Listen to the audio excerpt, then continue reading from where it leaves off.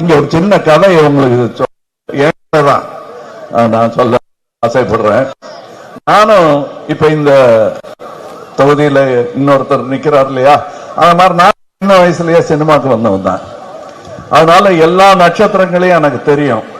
ஆனா ஐயான்னு தான் கூப்பிடுவேன், யாரு அங்கிள்னு கூப்பிட்டது கிடையாது நான். ஆனா அவங்கெல்லாம் எம்ஜிஆர் இருப்பாரு, சிவாஜி இருப்பாரு, அவங்கெல்லாம் எல்லாருமே நடிகர் திலகம் வர்றாரு, மக்கள் திலகம் வர்றாருன்னு தான் சொல்லுவாங்க. நானும் அப்படியே பழகிட்டேன். எம்ஜிஆர் வர்றாருமாங்க, இல்ல சிவாஜி வர்றாருமாங்க. அதுக்கு மேல அவங்க கிட்ட நான் மடியெல்லாம் தூக்கி வச்சுக்கிட்டா கூட அதிக உரிமை எடுத்துக்க மாட்டேன் நான். நல்ல வேலை அப்ப அவர் சொல்லும் போது என்ன இப்படி சொல்றாரு, அவர் வச்சிருந்தது தானே நான் செஞ்சேன், இவர் என்னத்துக்கு சொல்றாரு, என்ன பொறாமையா இருக்குமோ அப்படின்லாம் சின்னத்தனமா நினைச்சேன் நான். ஆனா இன்னைக்குத்தான் புரியுது, அவர் சொன்னதை உடனே நான் கேட்டுட்டேன். அப்படி கேட்காம இருந்திருந்தேன்னா இன்னைக்கு நடக்கிற எல்லா சம்பாவிதங்களும் என் தலையில அன்னைக்கு விழுந்திருக்கும். போலீஸ்காரர் ஒருத்தர் சிரிக்க முடியாம சிரிச்சிட்டு இருக்காரு. அது நல்ல புத்தி எனக்கு இருந்தது. அதாவது எல்லா கூட்டத்திலையுமே கொஞ்சம் விலகி வேலி தாண்ட ஆடுகள் இருக்கத்தான் செய்யும். ஒரு நல்லவர் இன்று இல்லை கூட, அவர் பேரு கென்னடி. அவர் மொரட்டு ரசிகர். என்ன யாராவது ஏதாவது சொல்லிட்டு வெட்டுவேன் குத்துவேன் ஆரம்பிப்பாரு. எவ்வளவு சொன்னாலும் கேட்க மாட்டாரு. ஒரு முறை ரஜினி ரசிகர் ஒருத்தர் கையை நீட்டி பேசுற, இருங்க கதையில கிளைமேக்ஸ் வரலன்னா ரஜினி ரசிகர்களுக்கு சேர்த்து சொல்றேன். அவர் என்ன பண்ணிட்டாரு, அவர் கையை நீட்டினதை நம்ம ஆளு கென்னடி கத்தியால கையில குத்திட்டாரு. இப்படி குத்தி இப்படி வந்துருச்சு வெளியே. கேஸ் ஆகி போச்சு. எங்க நானும் ரஜினியும் சமாதானப்படுத்துறோம், ரெண்டு பேரையும் உட்கார வச்சு. அப்பா நாங்க ரெண்டு பேரும் இந்த மாதிரி தெரு நடந்துகிட்டு இருந்தவங்க தான். சான்ஸ் நட்சத்திரம் ஆயிட்டோம். இங்க பாரு, நாங்க ரெண்டு தோல்ல கை போட்டுக்கிட்டு இருக்கோம்.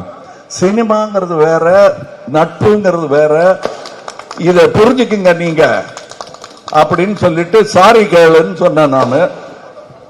ரொம்ப வெக்கமா போச்சுன்னேன் அப்படின்னாரு கென்னடி.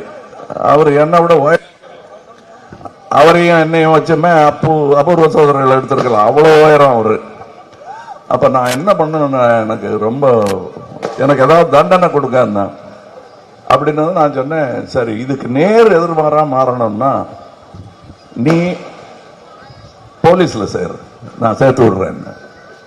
அவர் போலீஸ்காரனா தான் செத்து பண்ணாரு தூத்துக்குடியில.